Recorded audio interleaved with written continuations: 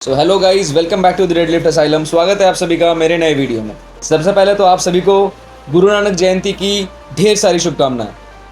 So start करते हैं video को। और सबसे पहले मैं आप सभी से डिस्कस करना चाहूँगा, आपके सामने एक कहानी रखना चाहूँगा गुरु नानक देव जी के जीवन की। सो एक्चुअली क्या हुआ था कि उनके जीवन में एक बहुत ही रोचक सा एक किस्सा है जो मैं आप सभी से शेयर करना चाहता हूँ। सो क्या हुआ था कि एक बार गुरु नानक देव जी को उनके पिता ने व्यापार करने के लिए 20 रुपए दिए थे और उन्होंने उनसे कहा था कि इन 20 रुपए से सच्चा सौदा करके दिखाओ। सो नानक देव जी सौदा करने तो निकले। रास्ते में उन्हें एक साधु संतों की मंडली दिखी। सो नानक जी ने उन साधु मंडली को 20 रुपए का भोजन करवा दिया और फिर घर लौट आए वापस। फिर नानक जी के पिताजी ने उनसे पूछा कि क्या सौदा करके आए हो। सो नानक जी ने क्या कहा पता है? उन्होंने कहा कि साधुओं को भोजन करवाया, यही तो है सच्चा सौदा।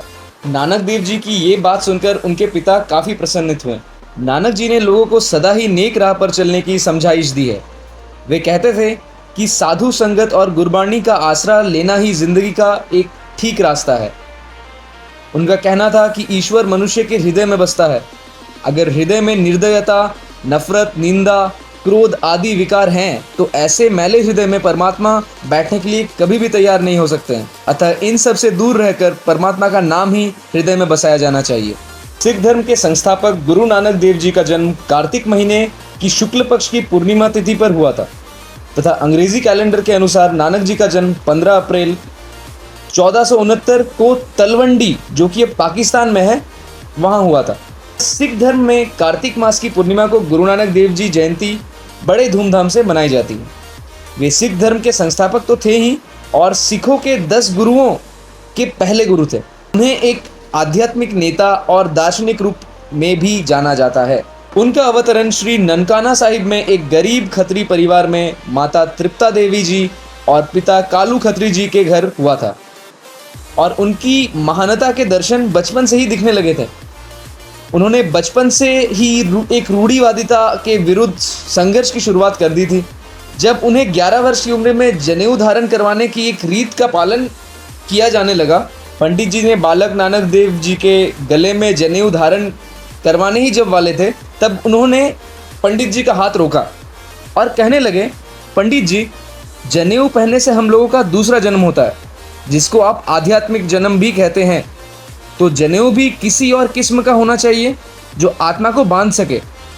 आप तो जनेऊ मुझे दे रहे हो, वह तो कपास के धागे का है जो कि मैला हो जाएगा, टूट जाएगा, मरते समय शरीर के साथ चिता में जल जाएगा। फिर यह जनेऊ आत्मिक जन्म के लिए कैसे हुआ? और उन्होंने जनेऊ धारण नहीं किया। गुरु नानक देव जी ने अपने अनुयायियों को नाम जपो, कीरत करो और वंड छको का संदेश दिया, जिसे उनका मूल मंत्र भी कहा जाता है, जिसका अर्थ है नाम जपें, मेहनत करें और बांट कर खाएं। गुरु नानक देव जी शांति, एकता और प्रेम के उपदेशक थे तथा उन्होंने सभी जाति के लोगों को भाईचारा तथा मानवता के साथ रहने की सीख दी। वे मानवता को सबसे ऊपर मानते थे।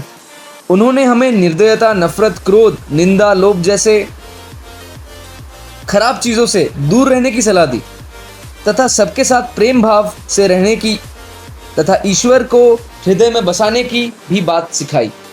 अंततः गुरु नानक देव जी ने 22 सितंबर 1539 ईस्वी को अश्विन कृष्ण दशमी के दिन अपना देह त्याग किया। अपनी पूरी जिंदगी मानव समाज के कल्याण में लगाने वाले गुरु नानक देव जी ने अपनी मृत्यु से पहले अपने शिष्य भाई लहना को अपना उत्तराधिकारी बनाया, जो बाद में गुरु अंगद देव नाम से भी जाने गए। वीडियो के अंत में मैं आप सभी को फिर से गुरु नानक जयंती के अवसर पर ढेर सारी बधाई देता हूं और आपसे अनुरोध करता हूं कि अगर आप ये वीडियो पूरा देख चुके हैं और अगर आपको पसंद आई है ये वीडियो, तो लाइक शेयर करें, कमेंट करें तथा अपने भाई बंधुओं को भी शेयर करें।